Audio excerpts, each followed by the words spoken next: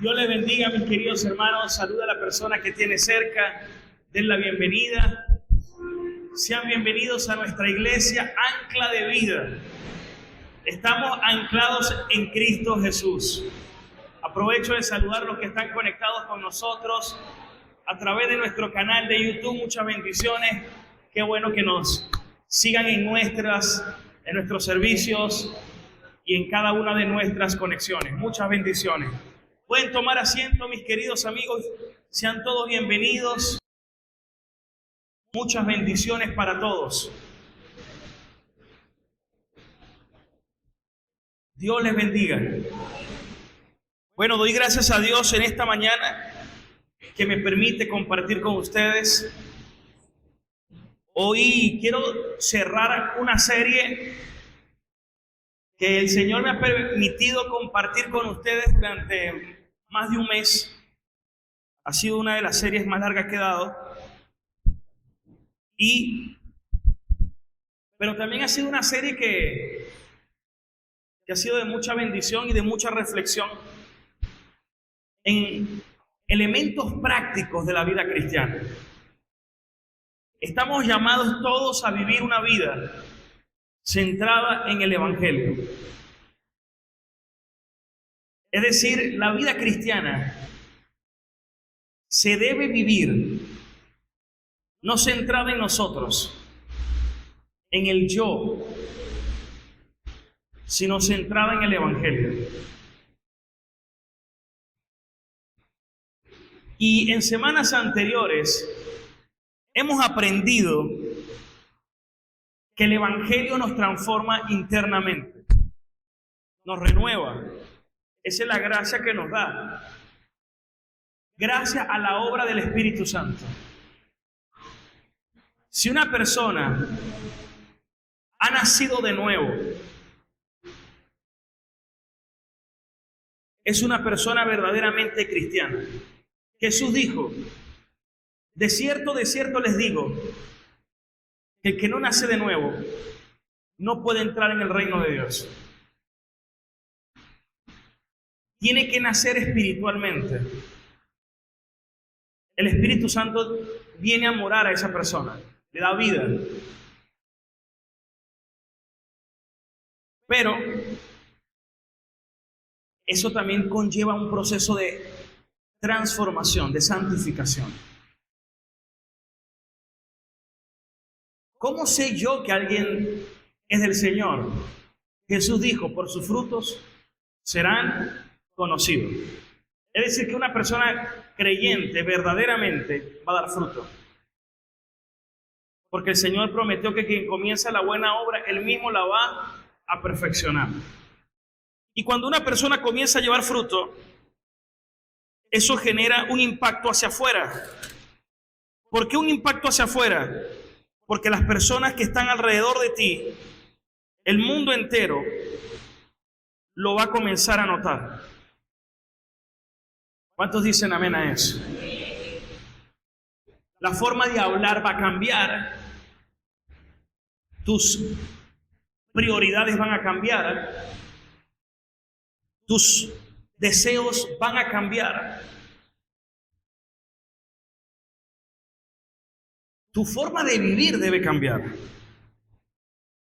Es decir, que eso va a transformar también nuestras relaciones. Es decir, nuestra relación vertical con Dios impactará nuestra relación horizontal con nuestro prójimo. Y quiero hoy hablar acerca de algo en el cual se debe notar el impacto del Evangelio en una persona. Y es la forma como las personas manejan los conflictos. ¿Será igual la forma como maneja el conflicto un cristiano y un no cristiano? ¿Qué creen ustedes? ¿Será igual la forma de cómo se resuelve un asunto en personas cristianas y en personas no cristianas? ¿Qué creen ustedes? ¿Es igual? ¿Tendrán las mismas motivaciones en el conflicto? ¿La misma mentalidad? ¿La misma meta? Es decir, Si el evangelio no está influyendo en la manera en que manejamos el conflicto, es muy probable que el evangelio no ha calado verdaderamente en el corazón de la persona. ¿Y cómo hacerlo a través del evangelio? De eso es lo que quiero compartir el día de hoy. ¿Qué les parece? Es decir, que esto se aplica para cristianos. No puedo esperar esto de una persona no cristiana. Estamos en sintonía, ¿no? Gloria a Dios. Quiero que me acompañen a leer la escritura en la carta de Gálatas, que ha sido la carta donde más me he detenido en esta serie. Gálatas. Y vamos a leer capítulo 2, en el versículo 11. Gálatas capítulo 2, versículo 11. ¿Cuántos dicen amén? Dice la escritura: pero cuando Pedro, en este caso el apóstol Pedro, vino a Antioquía, dice el apóstol Pablo, le resistí cara a cara, porque era de condenar. Amén. Pues antes que viniesen algunos de parte de Jacobo, comía con los gentiles. ¿Quién comía con los gentiles? ¿Quién? A ver, ¿ustedes están o no están por aquí? Otra vez, vamos a repetir el versículo 11. Tienen que estar pendientes. Pero cuando Pedro, dice Pablo, vino a Antioquía, le resistí cara a cara, dice Pablo a Pedro. O dice Pablo en la narración refiriéndose a Pedro. Porque era de condenar. Pues antes que viniesen algunos de parte de Jacobo, Jacobo también es Santiago en la Biblia, la epístola de Santiago es Jacobo, comía con los gentiles. ¿Quién comía con los gentiles? Pedro. Pero después que vinieron, Pedro se retraía y se apartaba. Estamos hablando del apóstol Pedro, ¿no? Porque tenía miedo. Imagínense, del apóstol Pedro tenía miedo de los de la circuncisión. Y en su simulación participaban también los otros judíos, de tal manera que aún Bernabé, quien era compañero de Pablo en sus viajes, fue también arrastrado por la hipocresía de ellos. Es decir, que la hipocresía puede arrastrar, ¿no? Puede afectar a otros, puede contagiarse. Pero cuando vi que no andaban rectamente, conforme a una vida centrada en el Evangelio, qué hermoso, ¿verdad? Que no andaban conforme a la verdad del Evangelio, que no vivían como debe vivirse en una vida centrada en el Evangelio, cuando no se comportan conforme a la verdad que el Evangelio demanda, entonces le dije a Pedro delante de todos: si tú siendo judío vives como los gentiles y no como judío, ¿por qué entonces obligas a los gentiles a judaizar? Amén. Bueno, voy a leer hasta el 16. ¿Cómo obviar el versículo 16? Vamos a leer el 15. Nosotros judíos de nacimiento y no pecadores de entre los gentiles, sabiendo, quiero que lo diga todo conmigo, sabiendo que el hombre no es justificado por las obras de la ley, sino por la fe de Jesucristo. Nosotros también hemos creído en Jesucristo para ser justificados por la fe de Cristo y no por las obras de la ley, por cuanto por las obras de la ley nadie será justificado. ¿Cuántos pueden decir amén? ¿Cuántos le dan la gloria a Dios?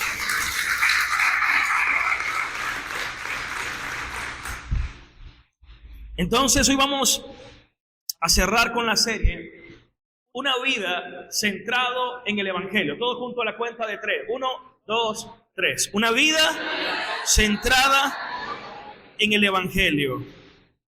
Amén. El conflicto es algo que todos experimentamos con regularidad. El punto es que la forma como lo manejamos.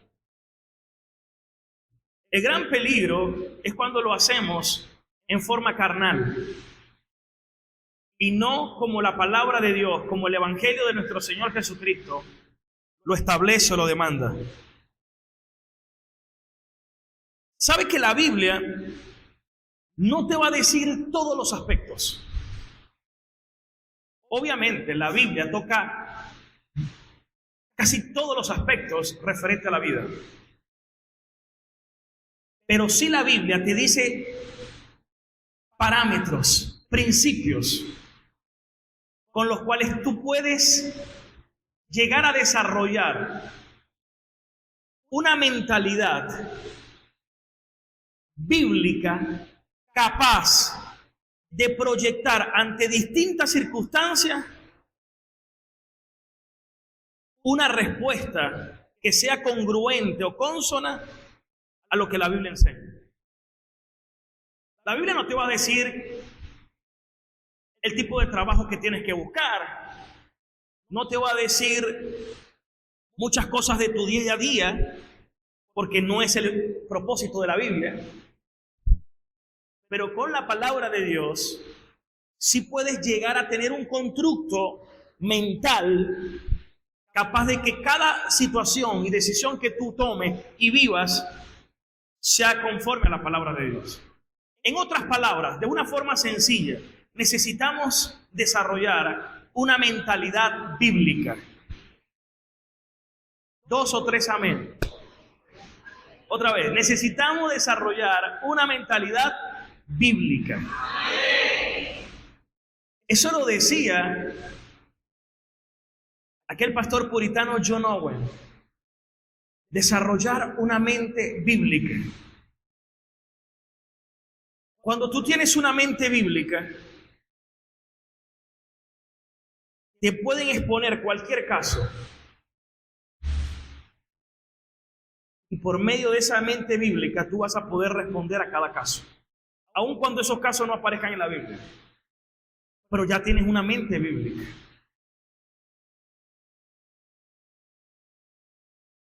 La Biblia dice que nosotros estamos llamados a renovar el espíritu de nuestra mente y llegar a pensar conforme a la palabra de Dios.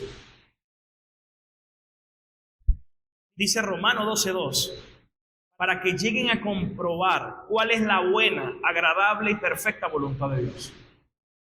Si yo no crezco en el conocimiento del Señor, ¿cómo voy a saber? ¿Cómo voy a llegar a comprobar cuándo es cilantro y cuándo es perejil? Si yo no crezco en el conocimiento de la palabra de Dios, ¿cómo voy a distinguir cuándo algo es la verdad de algo que es parecido a la verdad, pero que no es la verdad? Necesito crecer en la palabra para desarrollar discernimiento. ¿Cuántos toman esa palabra? Y las falsas enseñanzas no se cuelan con mentiras abiertas, sino con medias verdades, con cosas que se parecen a la verdad. En estos días escuché de un predicador famoso, muy famoso, que decía, hay Biblias que tienen las palabras de Jesús en rojo. Creo que hay una versión que se llama la Biblia de las promesas. Y entonces aparecen las palabras de Jesús en rojo. Y este predicador decía, y eso es para que te ayude a distinguir cuáles son las palabras más importantes de la Biblia. Pero no es así. Porque él está diciendo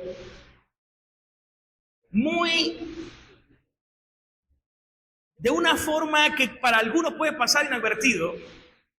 Lo que está diciendo es que las palabras de Jesús son más importantes que el resto de lo que aparece en la Escritura. Cuando la Biblia dice que toda la Escritura es inspirada por Dios. Es decir, desde Génesis hasta Apocalipsis, todo es la palabra de Dios. Entonces Él está diciendo que la Biblia contiene la palabra de Dios. Y no es así. Nosotros creemos que la Biblia es la palabra de Dios. Una persona que no tenga discernimiento no se da cuenta. Y lo va a creer así. Y muchos, sin darse cuenta, se comportan así cuando solamente estudian algunos textos de la Biblia. Hay gente que nada más lee los Salmos 23 y 91. Eso es todo lo que lee de la Biblia. O algunos pasajes lindos de la Biblia. ¿Qué estás diciendo con eso? Que eso es lo más importante y que lo demás no es tan importante. Estamos llamados todos los días a crecer en la palabra de Dios. ¿Cuántos agarran esta palabra? Denle fuertes aplausos a Jesucristo.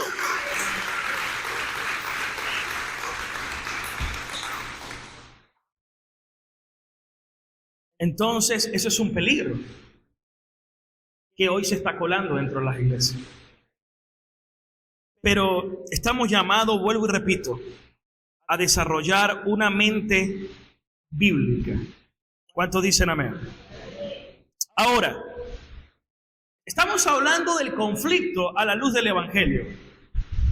Estamos hablando del conflicto. ¿Cómo manejamos el conflicto? Bueno, quiero que veamos un caso práctico en la Biblia. Una discusión entre el apóstol Pablo y el apóstol Pedro. Esta discusión surge,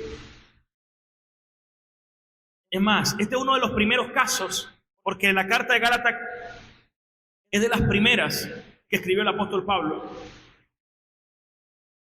Era una discusión que surge mientras la iglesia primitiva, la iglesia estaba naciendo.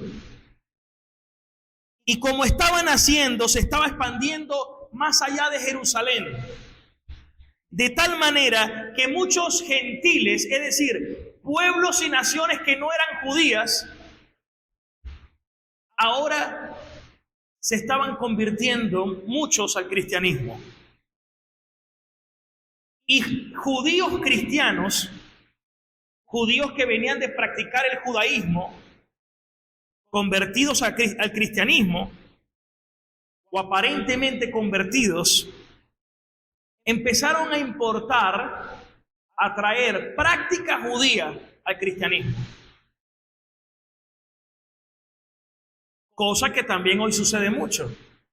Hoy vemos en muchas iglesias cómo cada vez importan prácticas del judaísmo al cristianismo. Entonces ponen músicas judías, banderas judías, palabras judías. Eso no es cristianismo. Eso es intentar mezclar judaísmo con cristianismo. Es un sincretismo religioso. Y Pedro,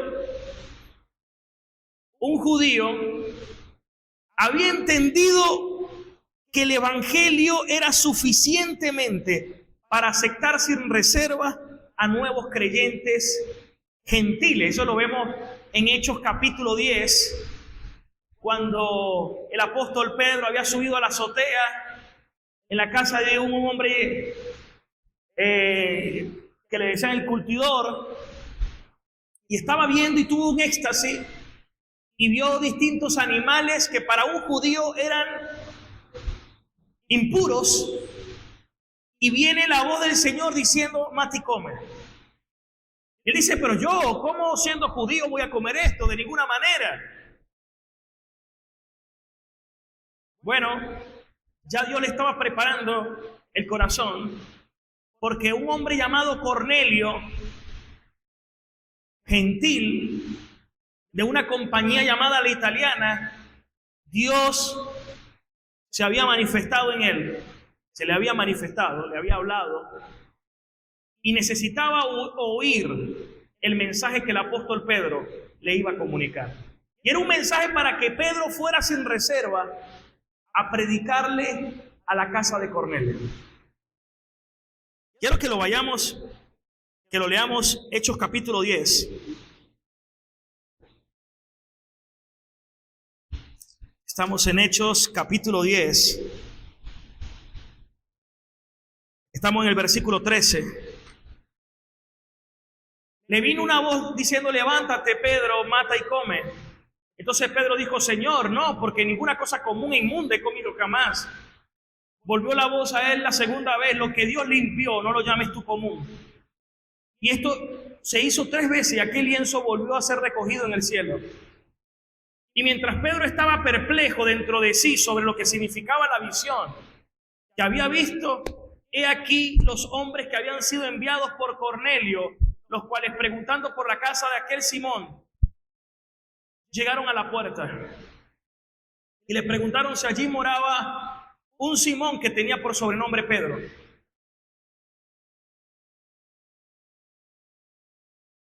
Y mientras Pedro pensaba en la visión, le dijo el Espíritu: he aquí 3 hombres te buscan. Había llegado a la casa de Simón el curtidor. Están preguntando por ahora por Pedro. Y mientras Pedro pensaba en la visión, le dijo el Espíritu: he aquí 3 hombres te buscan. Levántate pues y desciende y no dudes de ir con ellos, porque yo los he enviado. Entonces Pedro, descendiendo a donde estaban los hombres que fueron enviados por Cornelio, le dijo: he aquí, yo soy el que buscan. ¿Cuál es la causa por la que han venido?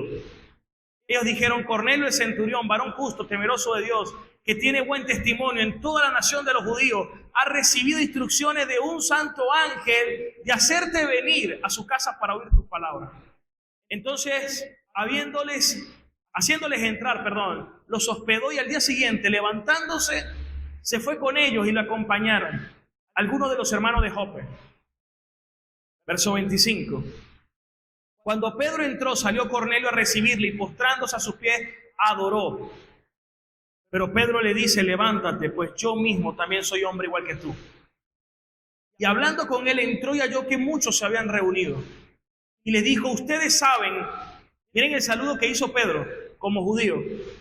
Ustedes saben cuán abominable es para un varón judío juntarse con un gentil, con un extranjero. Pero a mí, imagínense, Pedro está llegando a la casa de Cornelio, que era un gentil, un extranjero, y le dice: ustedes no se imaginan cuán abominable es para mí hoy relacionarme con ustedes.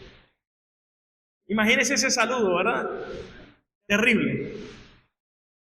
Pero a mí me ha mostrado el Señor que a ningún hombre llame común o inmundo. Por lo cual, al ser llamado, vine sin replicar, así que pregunto: ¿por qué causa me han hecho venir? Entonces Cornelio le dijo que hacía 4 días, a esa hora estaba en ayunas, y a la hora 9, mientras oraba en su casa, se le apareció un varón con vestido resplandeciente, y le dijo: Cornelio, tu oración ha sido oída, tus limosnas han sido recordadas delante de Dios. Envía pues a Jope y haz venir a Simón, el que tiene por sobrenombre Pedro, el cual mora en la casa de Simón, un curtidor, junto al mar, y cuando llegue él te hablará. Así luego envié por ti y has hecho bien en venir, pues todos estamos aquí en la presencia de Dios para oír lo que Dios te ha mandado. ¿Qué ocurrió aquel día? Bueno, aquel día la casa de Cornelio se convirtió al Señor Jesucristo. La casa de Cornelio fue bautizado en el Espíritu. A todos los que estaban en la casa de Cornelio.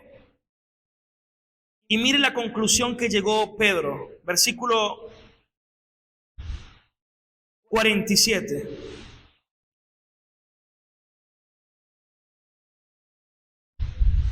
Entonces respondió Pedro: ¿puede acaso alguno impedir que se bauticen en agua? para que no sean bautizados estos que ya han recibido el Espíritu Santo, también como nosotros? Y mandó a bautizarle en el nombre del Señor Jesús. Entonces todos le rogaron que se quedase con ellos por algunos días. ¿Sabe qué se entendió? ¿Qué entendieron los apóstoles? ¿O qué entendió Pedro? No puedo llamar impuro a quien el Señor ya ha escogido. ¿Cómo le voy a impedir el agua si ya el Señor lo bautizó en Cristo? En otras palabras, Pedro se dio cuenta que el Evangelio era suficiente para la salvación. Pero ahora estamos en Gálatas.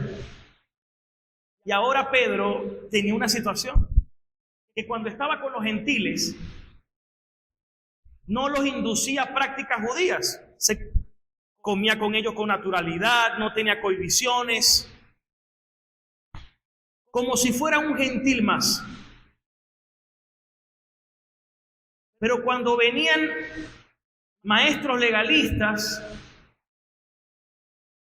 que los relacionaban con Jacobo, ahora Pedro cambió y se retraía. No quería verse comportándose al igual que los otros gentiles, sino que no quería quedar mal delante de sus hermanos judíos. No era fácil, porque usted no se imagina lo riguroso que es la religión judaica.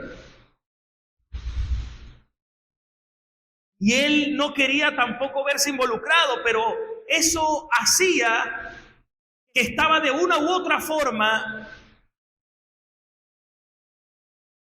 atacando la verdad del Evangelio, porque era como si estuviera diciendo: el Evangelio no es suficiente. Es no actuar rectamente conforme a la verdad del Evangelio. Que el hombre es justificado no por las obras de la ley, sino por la gracia de Dios, por la fe en Cristo Jesús.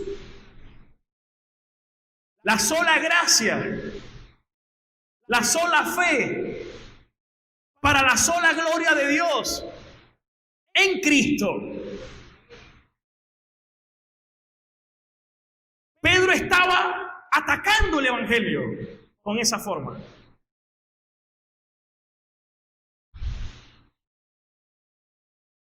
¿Qué hizo Pablo? Antes de decir qué hizo Pablo, entonces ya sabemos que Pedro con su comportamiento intentaba apaciguar a los judíos legalistas, pero terminó agravando el problema, porque indicaba que estaba de acuerdo con las creencias legalistas. Tanto así que afectó a Bernabé, que terminó también siendo arrastrado. Estos dos hombres cayeron en hipocresía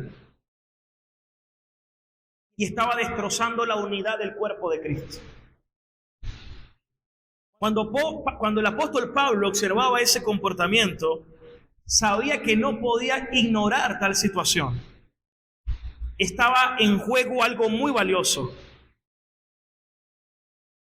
Tenía que abordarlo de la manera correcta. Y lo hizo, reprendió a Pedro. No estaba fácil, ¿verdad? Reprender a Pedro, quien era de los líderes de la iglesia naciente. ¿Cuántos dicen amén?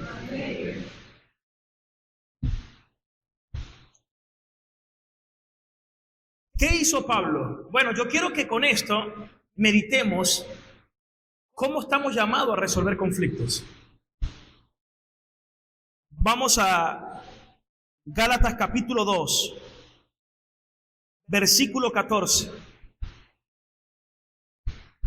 Pero cuando vi que no andaban rectamente conforme a una vida centrada en el Evangelio, conforme a la verdad del Evangelio, dije a Pedro delante de todos. Pedro había cometido una falta pública. Todos en la iglesia estaban dándose cuenta de cómo su acto estaba afectando la unidad de la iglesia. Yo quiero que todos puedan meditar en esto. Los conflictos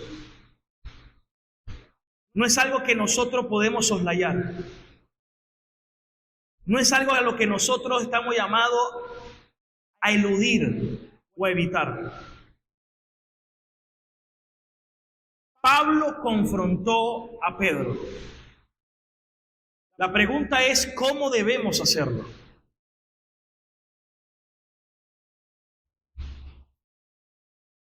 No es chismear. Epa, vengan acá. Pablo, vengan acá, hermanos. Miren cómo Pedro se está comportando. ¿Verdad que Pedro está actuando mal? Miren a Bernabé también. Ese Bernabé sí es hipócrita.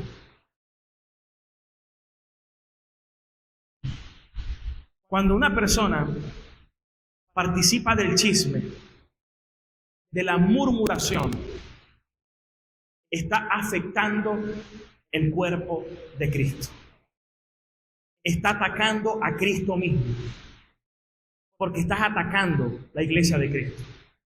Es imposible que alguien diga, amo a Dios y no amo a la iglesia. Si yo amo a Dios, yo amo a la iglesia. Y lo que me debe mover es el amor a la iglesia.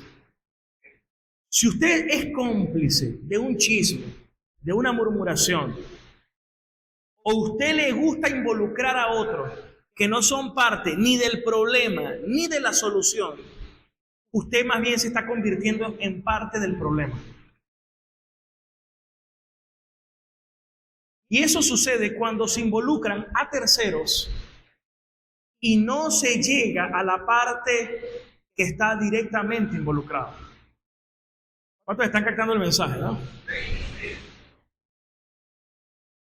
¿Para cuántos es esta palabra, hermanos?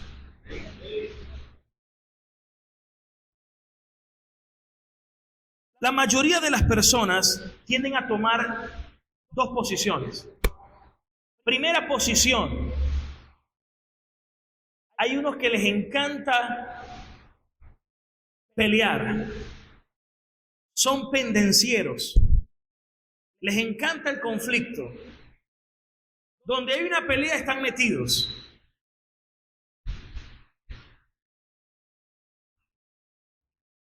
En cada situación están involucrados. Esa es una actitud anticristiana. Ese no es el espíritu de Cristo. Esa no es la forma como un cristiano debe vivir y comportarse. La Biblia dice que los hijos de Dios somos pacificadores. Bienaventurados los pacificadores, porque de ellos es el reino de los cielos. ¿Cuántos pacificadores están aquí? Denle el aplauso bien fuerte al Señor.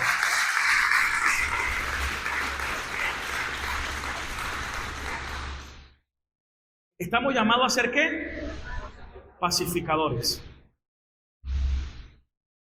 Esto es algo que debemos morir. Dígame nosotros que por nuestra actitud latina, y el venezolano tiene esa tendencia, ¿verdad? Le gusta el conflicto, la pelea.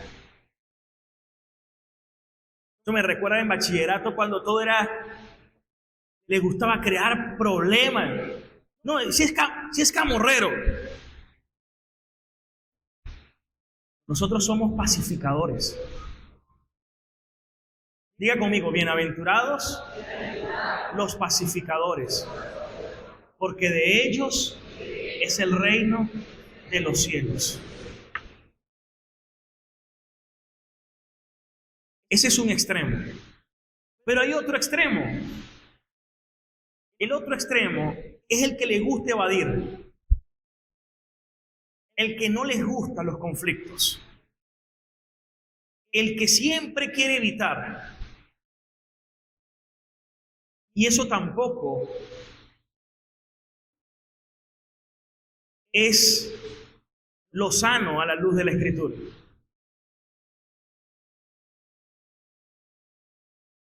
Porque hay personas que por quedarse callados terminan convirtiéndose en parte del problema.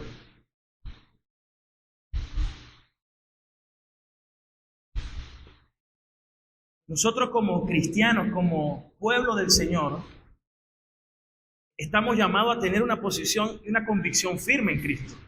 Que tú sí sea sí, que tú no sea no. Porque así como a algunos les encanta el problema, a otros lo evaden. ¿Y saben por qué lo evaden?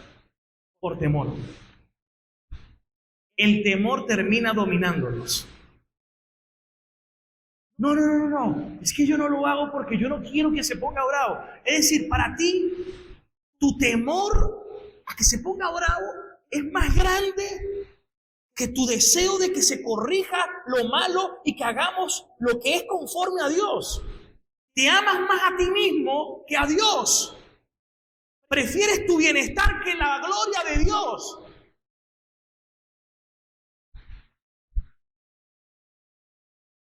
Eso está mal.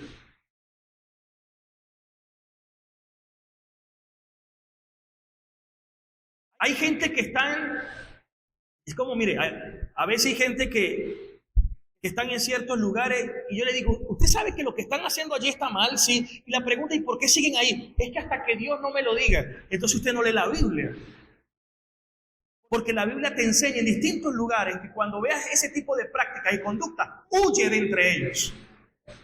Entonces lo que usted es un cobarde. Y la Biblia dice que los cobardes no entrarán en el reino de los cielos.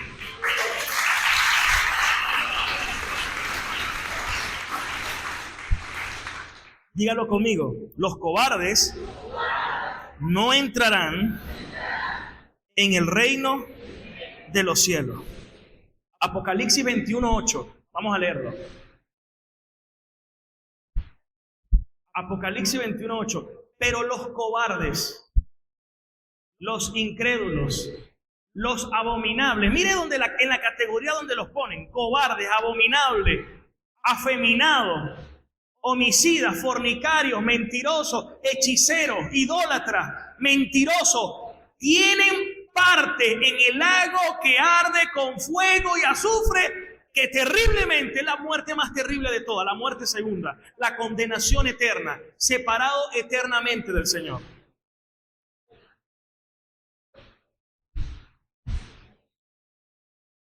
Ayer hablaba con un hombre.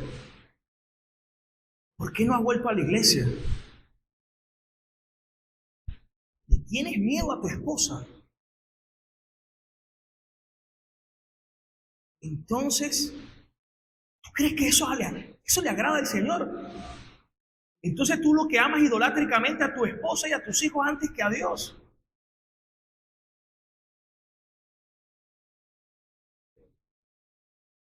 No es que... Eso es terrible, mire. Y cuando la mujer es la que lleva el dinero, el hombre no, es que si no quiero gastar dinero porque entonces mi esposa... No. Tampoco estoy diciendo que es el hombre que lo tenga que tener necesariamente, no. Pero sí debe haber acuerdos y debe haber liderazgo, y el hombre está llamado a ser líder de su hogar. Hoy lamentablemente los hombres se han retraído, no ejercen liderazgo.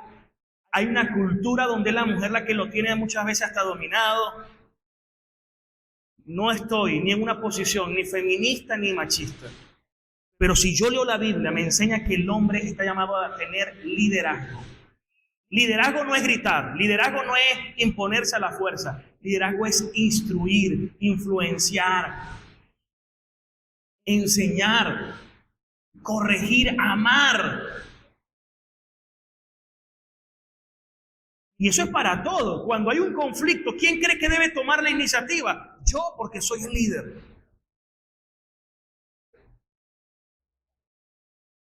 Hay personas que pasan días y no resuelven un conflicto. ¿Y dónde está el líder de ese hogar, pues?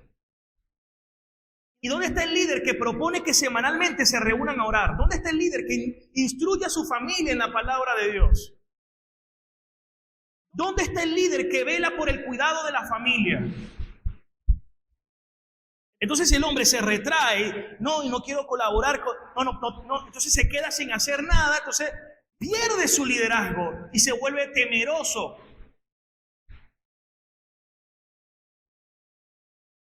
Esto es terrible.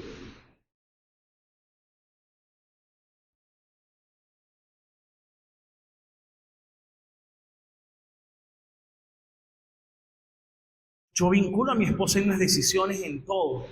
Mire, yo lo digo no lo digo para ponerme de ejemplo, pero lo digo porque lo practico. Yo le digo a mi esposa lo que voy a hacer en el día y cuando llego yo le rindo cuenta de lo que hago. ¿Por qué? Porque somos un equipo. Pero ella sabe que va a haber momentos donde yo voy a tomar decisiones porque sabe que soy el líder de mi hogar. Y hay momentos donde yo le digo, no, mi amor, te he escuchado, pero esa forma no es la correcta y te pido que te sumes a lo que tenemos que hacer. Y mi esposa, en el temor del Señor, está bien, tienes razón. Ella me puede decir algo, claro que sí. Me puede corregir algo, sí, siempre y cuando me lo haga conforme a la palabra de Dios y con amor y respeto. Gloria a Dios.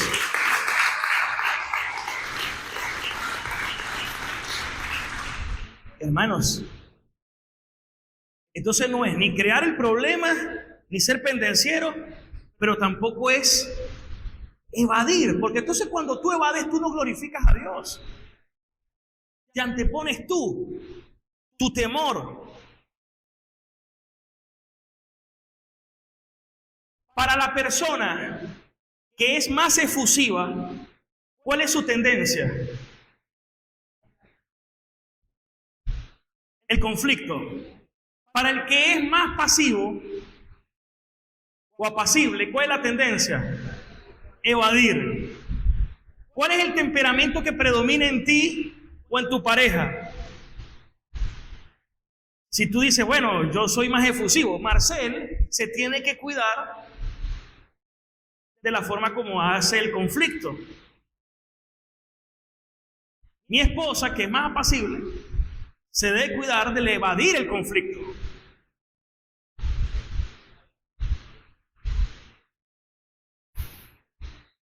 ¿Cuántos están captando el mensaje?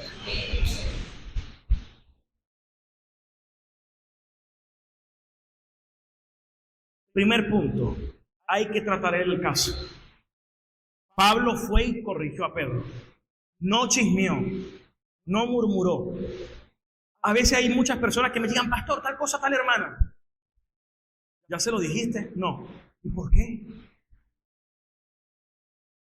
¿Por qué me lo dices y no se lo has dicho a ellos? ¿Por qué lo comentas delante de otro y no está esa persona presente? Tú mismo estás atacándote. Estás golpeando el propio cuerpo de Cristo. Estás hiriendo el cuerpo de Cristo. Ve y háblalo con el hermano. Yo no tengo que saber todas las cosas de la iglesia. Pero si hay una situación que puede afectar la iglesia, debo saberlo para poder ayudar. Pero si usted tiene una situación con un hermano, vaya y solvéntelo. No tengo que estar yo involucrado. Ah, no, que la persona no lo aceptó, se generó. Ok. Pero incluso la Biblia dice, si no veis llamados hermanos, ponte de acuerdo y corrijan a esa persona. Pero ¿por qué actuar de esa manera? Eso es no amar a Cristo ni amar la iglesia. Esa es una cultura mundana que ha permeado la iglesia y que no está bien. No está bien. Y esto no lo hago porque tengan agua. El pastor está predicando esto porque seguramente hay un casito. No. Lo hago porque es que esto es algo del día a día normalmente. En el hogar, ¿cuántas veces pasa cosas así? En las relaciones.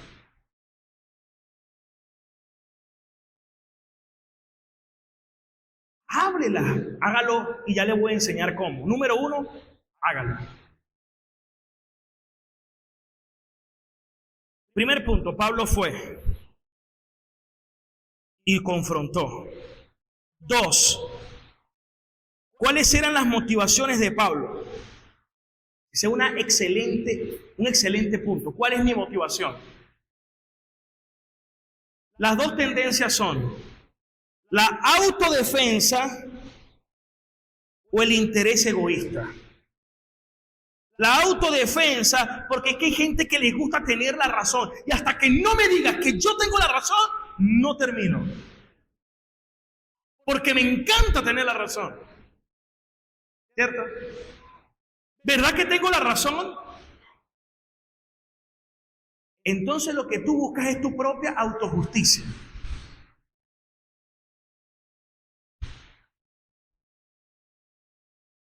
Y esa broma está muy metido en las iglesias. Dígame con el tema de la excelencia. Todo se tiene que hacer excelente.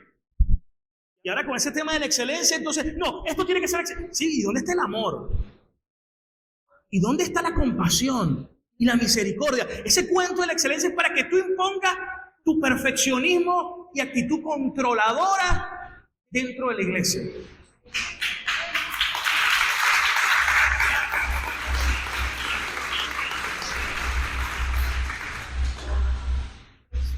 Hay gente que son controladores, perfeccionistas. No, no me pise aquí, no me haga allá. No, ¿cómo van a hacer que me movieron? Esto es aquí. Entonces quieren traer eso a la iglesia y vuelven la iglesia como que si fuera, no sé, una compañía militar. Y la gente lo que le tiene es miedo ahora. Eso no es bíblico, hermano. Que tiene que haber orden, sí. Hagas todo decentemente y con orden, pero no golpeando ni atropellando. ¿Cuántos están captando la idea, no? ¿A cuánto Dios les está hablando en este día? Entonces esa es la persona que le gusta la autojusticia. Pero la otra persona, el otro extremo, el que evade, es que no, a mí no me gusta que... Yo quiero estar bien con todos. Mire, como pastor, yo le pido a Dios todos los días sabiduría. Porque relacionarme con otros pastores, para mí, hoy en día es un reto. A mí me encanta tener amigos. Tengo muchos pastores amigos. Pero hoy hay tantas locuras.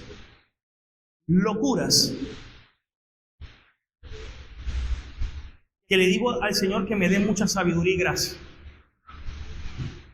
para decir las cosas de la manera apropiada, pero sin caer en la cobardía de por quedar bien con los demás me calle las cosas, porque entonces es una diplomacia hipócrita como la de los políticos, pero por detrás yo no quiero eso. Esto no es una diplomacia política. Tenemos que andar en verdad, en sinceridad, en honestidad. Somos hijos de luz. Hay conversaciones que si yo tengo con pastores, 3 preguntas que me haga, puede desatar un conflicto, porque yo le voy a decir la verdad. Con el amor, con la Biblia, pero se la diré. Pero no podemos caer en los dos extremos.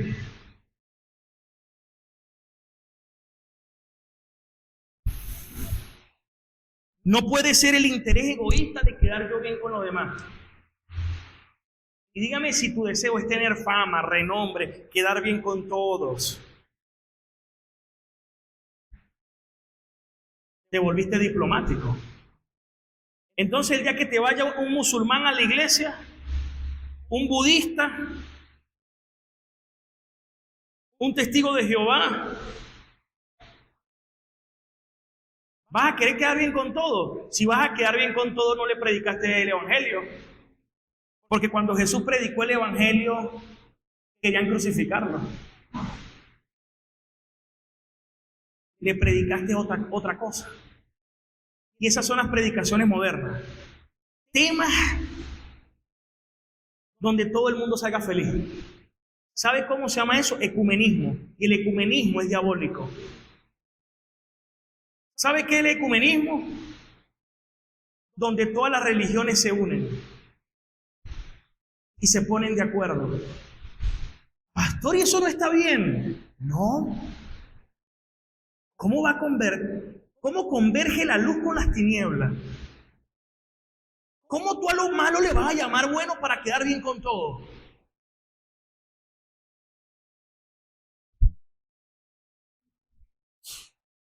Jesús dijo, no crean que yo he venido a traer paz. Vamos a leerlo porque estos son versículos que hay que leer citados, porque si no,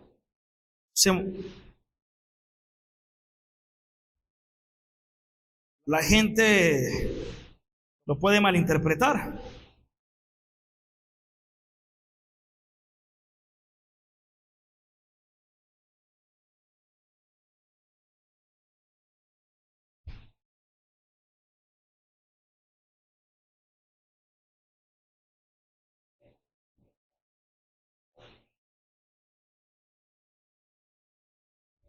Mateo 10, 34.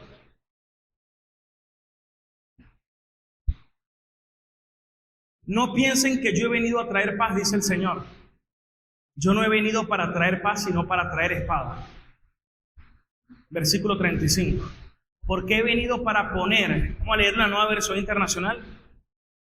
Porque yo he venido para poner en conflicto al al hombre contra su padre, a la hija contra su madre, a la nuera contra su suegra. Versículo 36. Y los enemigos de cada cual serán los de su propia familia. Imagínense para cuántos judíos que uno de ellos se convirtiera al cristianismo y otro en la casa. ¿Cómo que tú vas a seguir a ese tal Jesús? Eso era un conflicto familiar. Eso era suficiente para decir, ya tú no eres más mi hijo. Pero ¿vas a agradar a quién? ¿A los hombres o a Dios? Esa es la gran pregunta.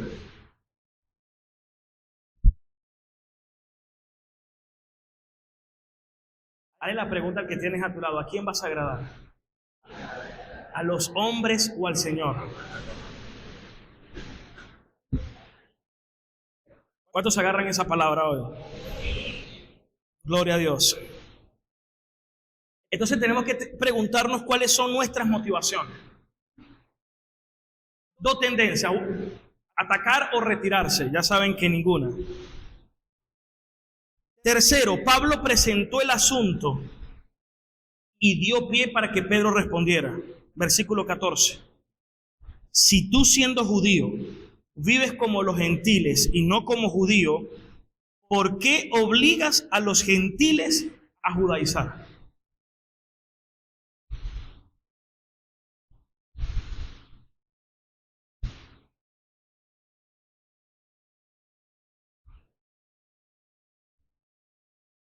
Cuando la gente dice confrontación, lo ve como algo negativo. No, como una pelea, no.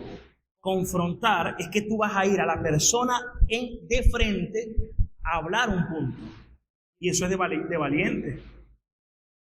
Se puede hacer con mucho respeto.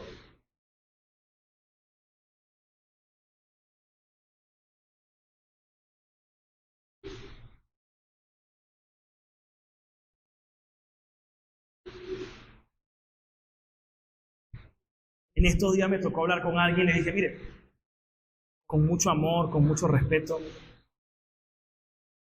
pero no me agrada la forma como usted me habla.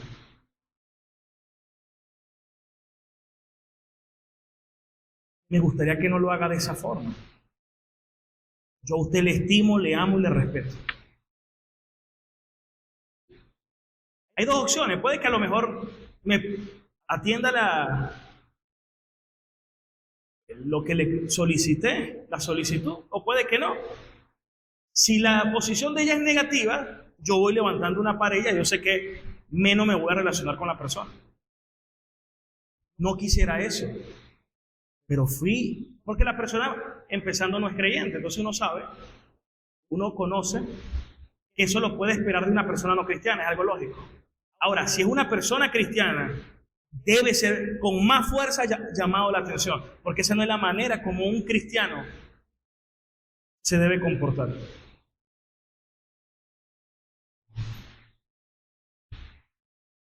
¿Qué le parece el tema de hoy? Gloria a Dios, hermano. Tiene que haber una motivación adecuada. ¿Cuál debe ser la motivación? ¿Qué me dicen?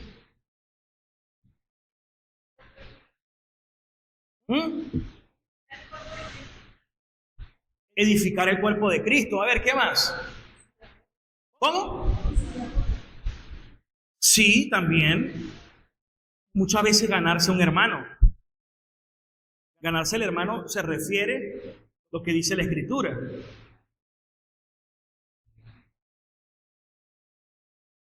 Si lo corrige, entonces has ganado un hermano. Si la persona acepta la corrección. Oye, eso edifica, eso fortalece, eso nos une más. La motivación tiene que ser el amor. Si yo veo que mi hermano tiene una lucha en su carácter, no, yo no le digo nada, yo no me voy a meter en rollo.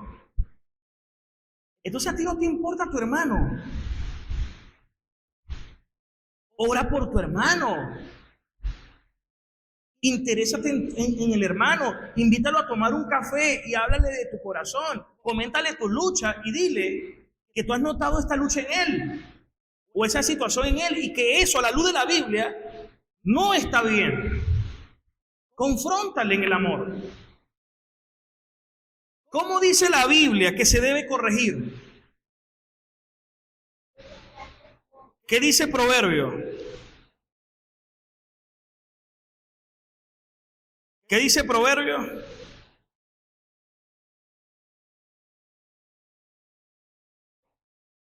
Proverbio 16:6, vamos a leerlo.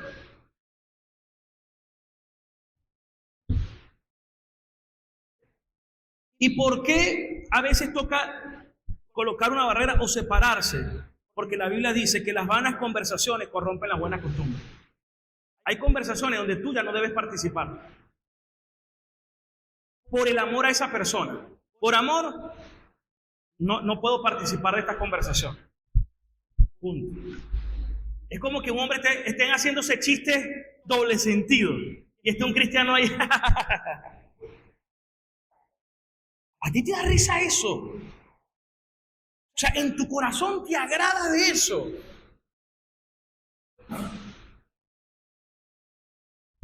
Eso yo lo he visto hasta de pastores, lamentablemente. Ojo, yo también en algún momento seguramente he participado de eso, pero cuando reacciono digo, Señor, perdóname, vengo a ti y me arrepiento, porque no debí haber sido tolerante en este aspecto. ¿Cuánto está captando el mensaje, no? Hay conversaciones donde usted no debe participar, ni se debe estar riendo, ni debe estar acentuando con la cabeza. Hay conversaciones que no son cristianas, que a mí me da vergüenza. A veces he dicho, hermano, perdóname, esta actitud que tuvo esta persona me da pena y me da dolor y tristeza. Sinceramente. Con misericordia y verdad se corrige el pecado y con el temor del Señor los hombres se apartan del mal. ¿Cuántos agarran esa palabra? ¿Cuántos le dan un fuerte aplauso a Cristo?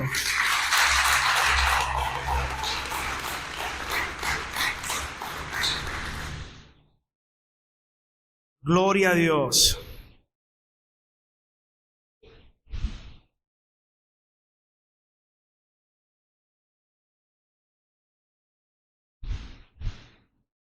Romanos 15:14.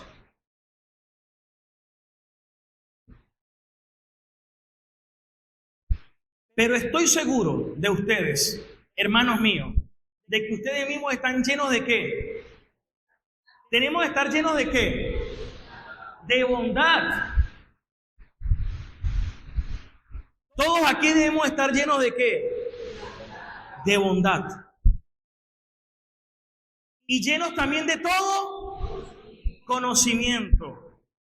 De tal manera que ustedes se puedan amonestar los unos a los otros.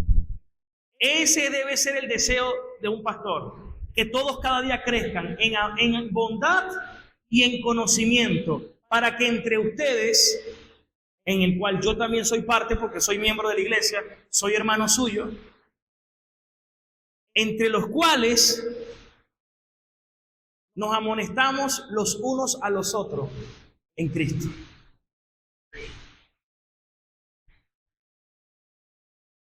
Amén.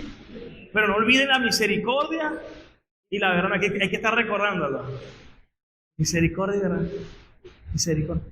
Hay unos que le falta más misericordia, ¿no? Otros un poquito más de verdad. ¿Cuántos agarran la palabra? Amén. Tenemos que arrepentirnos del atacar y de la retirada. A veces, sí es verdad, a veces hay que pasar por alto la ofensa. No es algo que tiene que estar hoy pendiente. No. A veces tú pasas por alto la ofensa. Eso es parte también del amor y de la sabiduría. No tienes que discutir todo. Ustedes tienen que estar claros de algo. Quiero que nunca se les olvide esto. Yo soy un ser humano. Ustedes son seres humanos. Somos de una condición, venimos de una condición caída. Aún estando en Cristo, yo les voy a faltar muchas veces a ustedes. Y ustedes también me van a faltar muchas veces a mí. ¿Por qué? Porque venimos de una condición caída. Yo no soy perfecto ni usted es perfecto. A lo mejor a veces ustedes dicen, yo esperaba que el pastor me llamara y no me llamó. Sí, es verdad. Si tú me lo dices, yo te llamo y perdóname. Yo quiero hacerlo. Pero se me pasa, o a veces a lo mejor no te saludé, o a veces te dice un chiste, y el chiste no lo debía haber hecho en ese momento que estabas pasando una situación. O a veces te dije algo y a lo mejor me faltó ser más sensible. Claro, yo les voy a faltar a ustedes y ustedes me van a faltar a mí. Ahora, porque yo les falte, me deben dejar de amar. Y porque ustedes me falten, yo los voy a dejar de amar. No, así no es un matrimonio, pues. ¿Cuántas veces en el matrimonio se faltan el uno al otro, como decían por ahí, sin querer queriendo? ¿Sí o no? Pero ¿qué se debe practicar en el matrimonio? Amor, comprensión, perdón, reconocimiento. Por eso ya Pablo y Pedro no se volvieron a hablar. Por supuesto que no. La admiración y el amor de Pablo y Pedro era mayor. Amén. Gloria a Dios, crecieron. Hasta montaron un negocio. El mundo de Pedro y Pablo. No, jugando. Gloria a Dios.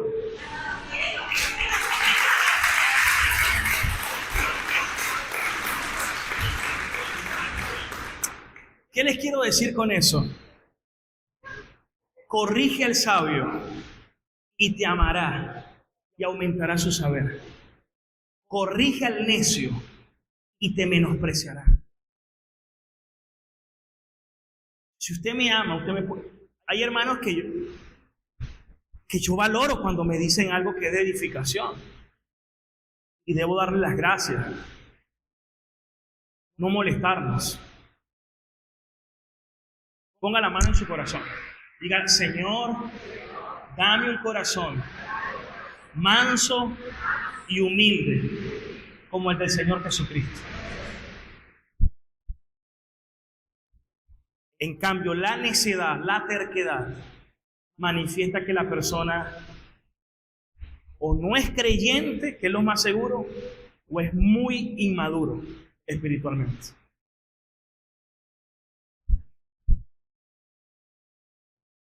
Lo que debe prelar es el amor.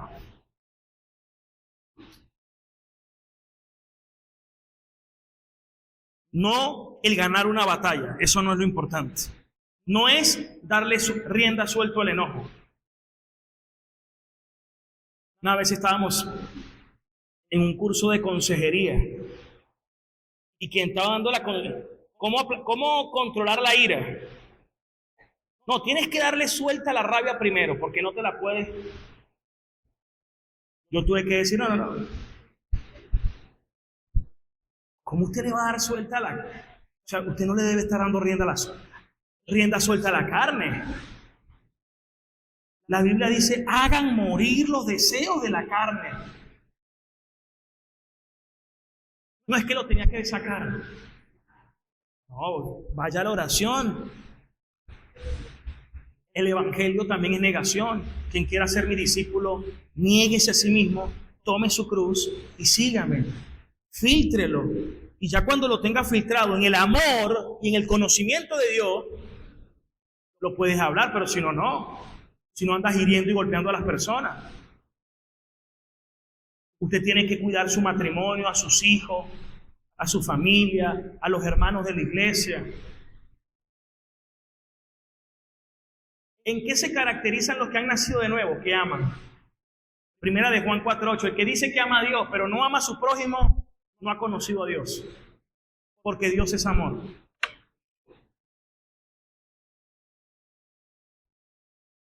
Tampoco es procrastinar. No, sí. Yo sé que tengo pendiente hablar con él. Y pasa un año. ¿Sí o no? No, sí. Yo sé que tengo que hablar. Ya va 1 año y medio y nunca lo habla. No, usted lo que tiene es miedo. Entonces, ya para culminar. Número 1, hermanos. Debemos arrepentirnos. ¿Por qué necesito arrepentirme? ¿Porque he practicado mi propia justicia o he tenido un sentimiento egoísta donde he pensado más en mí que en la persona? ¿Qué necesito arrepentirme y perdonar? 2, ¿cuál es mi fuente de poder? En este lado, ¿cuál es la fuente de poder? ¿Qué creen ustedes? Quiero escucharlo, a ver. La carne, ¿qué más? Pero esa carne, ¿qué lo alimenta? El ego, el orgullo, la soberbia. ¿De este lado qué lo alimenta? No, de este lado. El temor. ¿Qué es lo que nos debe? ¿Cuál es nuestra fuente de poder para amar? El Espíritu Santo que mora en nosotros y nos capacita para amar conforme a Cristo. ¿Cuánto le dan la gloria a Dios, hermano? Esto es maravilloso. El Espíritu Santo es el que me enseña a amar. A ver, ¿cuál debe ser mi compromiso? Tener la razón. Evitar. Mi compromiso debe ser fiel a la verdad del Evangelio. Debe prelar la palabra de Dios. No psicología, no filosofía de hombre, la palabra de Dios. Amén.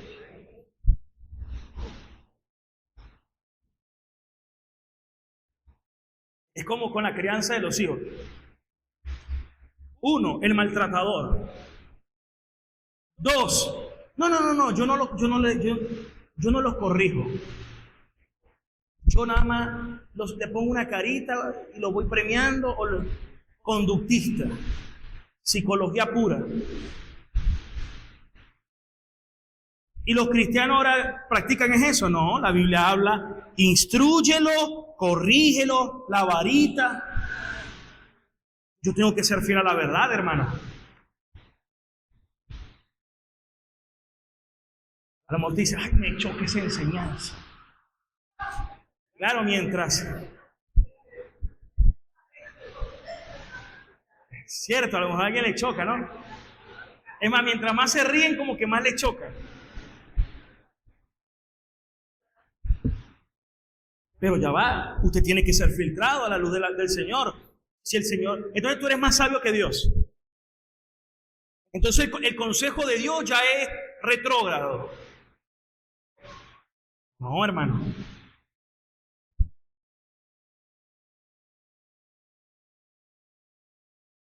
El sentimiento, el amor, la meta, el ego, disque paz.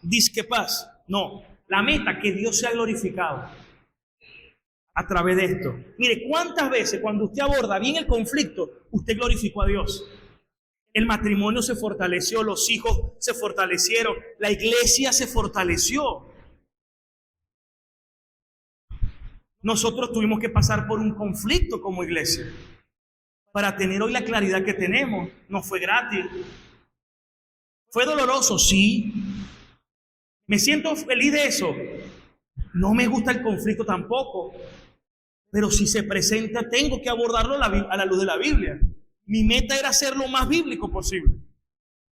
¿Que me equivoqué en alguna cosa? Seguro. Lucho con mi carne todos los días y con mi condición caída todos los días. Pero mi anhelo todos los días es: Señor, ayúdame a glorificarte en todo lo que hago.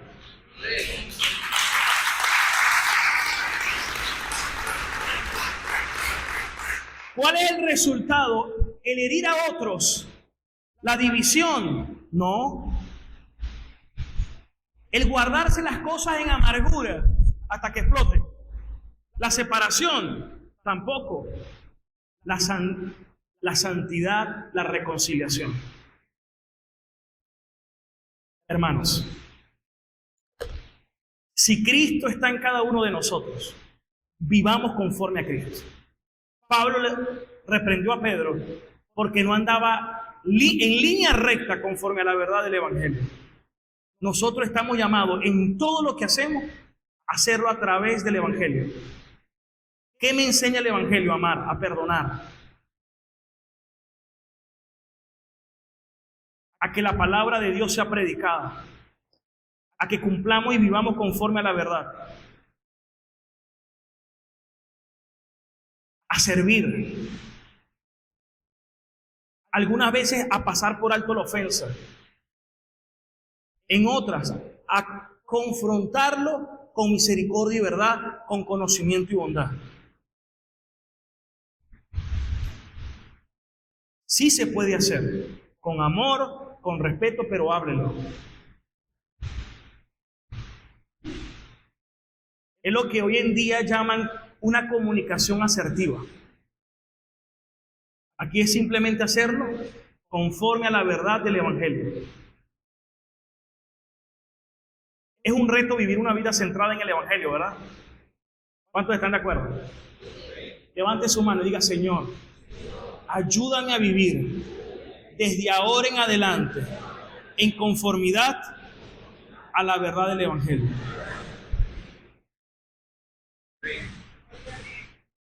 ¿Cuál es tu tendencia?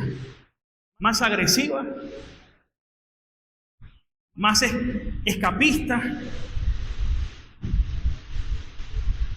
Cual sea tu debilidad, hoy te vas a arrepentir. Y le vas a pedir al Señor la fortaleza en el Espíritu Santo para andar conforme a la verdad. Vamos a estar despiertos.